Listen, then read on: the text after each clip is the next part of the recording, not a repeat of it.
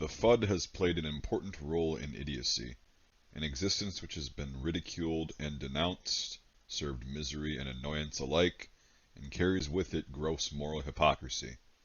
To understand the Fudd is to better understand idiocy.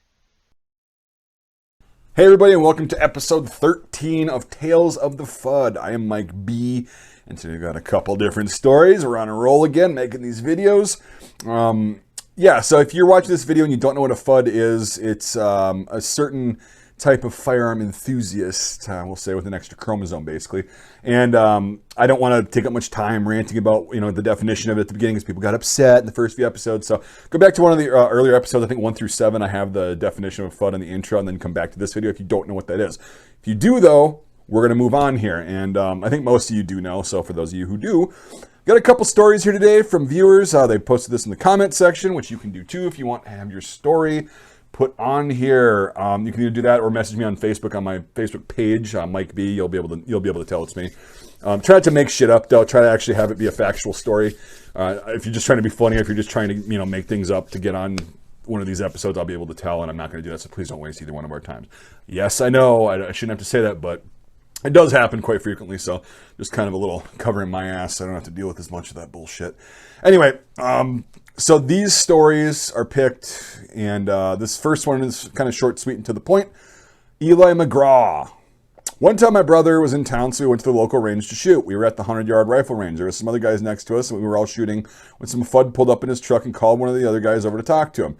We overheard some of it, and when the Fudd left, my brother asked the guy what he said. The guy said the Fudd told him that his bullets were either going over the backdrop or impacting too high on the backstop. I don't remember exactly which. The guy tried to explain to him that since he was in the prone position and the Fudd was watching from his truck, it was the angle he was looking at making it do that. But the strange thing is, he just pulled up in his truck out of nowhere, told him that, and left. Never got out of his truck.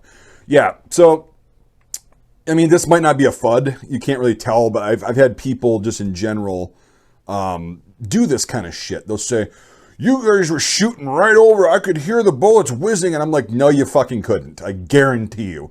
At the angle we were shooting, even if it did ricochet and the distance you were at. And, I've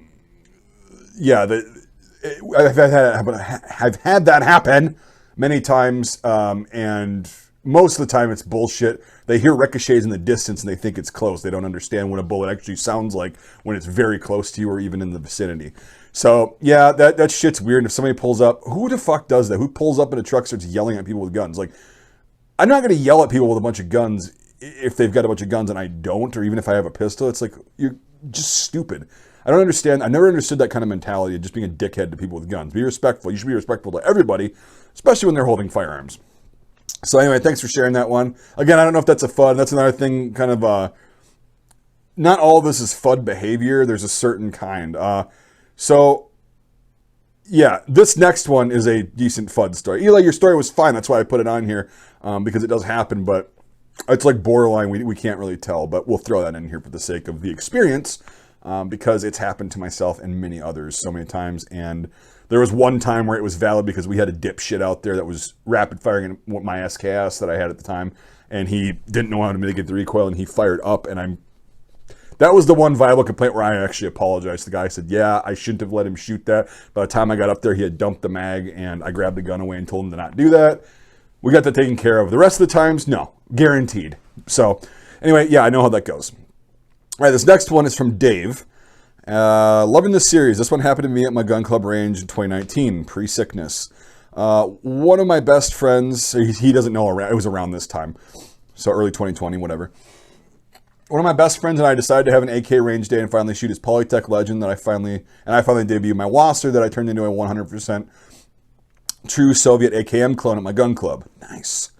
The gun club has a tendency to be a little fuddish on the weekends, but usually there's enough non-Fudds where everything cancels each other out.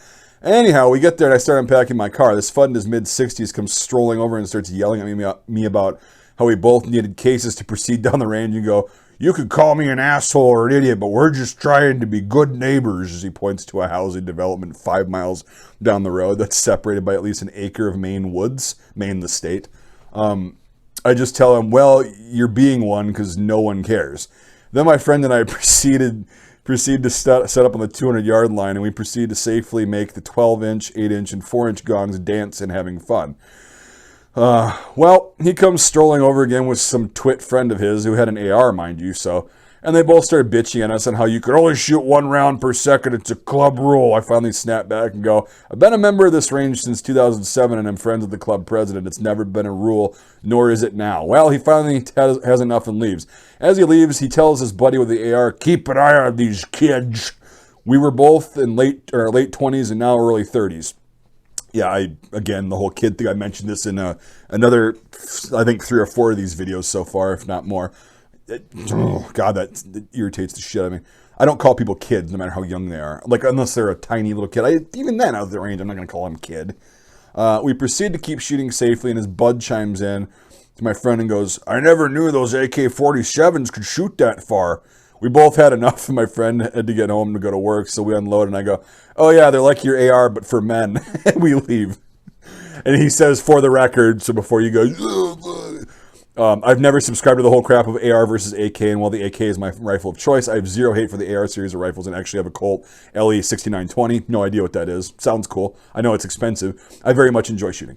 So I get that too. I will give somebody shit just for the sake of giving them shit. You guys know me. I'm the same.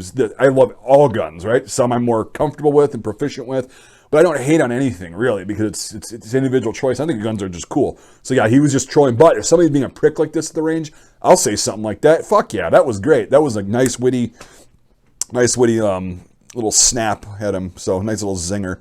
So, yeah, fuck people like this. I'm just going to say that. That's all I'm going to say. The moral of this story is fuck people like that. Unless somebody's doing something very unsafe and it's an actual rule that they're breaking, even if it is, again, my whole thing is don't be a snitch. Unless somebody's being really stupid. And it's like, you can tell when somebody's being really stupid. It's not that difficult. Then you still don't have to be an asshole about it. You can go over there. There's a certain way to communicate with people. I've had to do it, and I almost got shot or, almost watched somebody shoot themselves doing something at a range. But I was like, dude, this is like the 3rd time I've told you to stop flagging people. And this wasn't even this is at a private range. This is at private property. I said, dude, I've been nice to you. You flagged people like 4 times already with a pistol, and now you're trying to clear it, and you're going to shoot yourself in the foot. I'm like, give me the fucking pistol. And I was actually like, I was nice to him at first, but it was like, dude, I don't want to have to deal with that shit, And so I grabbed the pistol from him and I cleared it because he had no clue what he was doing. He was literally about to shoot. He was trying to clear it with his finger on the trigger, pulling the trigger. So I stopped him immediately. Anyway, my neighbor will understand what story I'm talking about here. It was very scary, and I don't like having to deal with that shit, but I also wasn't a dick like this. I was scared, but this is, not having your stuff in a case while you're walking up to the line. Who gives a fuck? Seriously. Like, anyway. Yeah, so I get what you're saying there, Dave. It is what it is, man, but I'm glad you had fun, and I'm glad you got a zinger in there, and I'm glad you got to get some trigger time in, and it was fun. So, yeah, anyway, thank you both for your stories. Again, if you want to submit your stories for review, you are more than welcome to in the comment section or on my Mike B Facebook page. So at this point, I'd like to thank the sponsors of this video and all the rest of my videos. My Patreon supporters and YouTube channel members. You guys are awesome. You guys have been so cool. I'm getting a lot more support as time goes on. That's allowing me to make a lot of really cool content, like getting this Fudd hat, and getting different firearms, different helmets for ballistic tests and stuff, body armor for ballistic tests, which we'll be doing next year. I have a decent stash of that stuff, so don't you worry. And then also like visual aids for like my history videos and stuff like that World War I French uniform that I got, mostly funded by Patreon. So that really helps out a lot.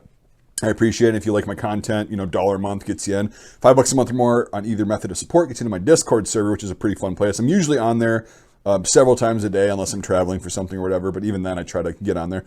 And so that's a little bit of incentive if you want to go a little bit above and beyond the $1 mark. So anyway, if you consider that, that'd be great. If you are in the second category and you want to support me, but you can't do it financially, I totally understand. That's totally fine. You can still support me just like you support your other favorite content creators by subscribing to this channel if you haven't already, hitting the notification bell if that does anything, liking this video, throwing a comment down in the comment section. Let me know what you thought of this video or if you got your own story.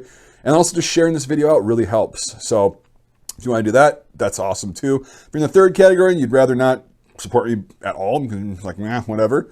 Well, I hate to break it to you, you already have supported me by watching this video, so thank you so much. And thank you to everybody who watched this video and who watches the rest of my videos. And we'll see you in the next episode of Tales of the Fudd.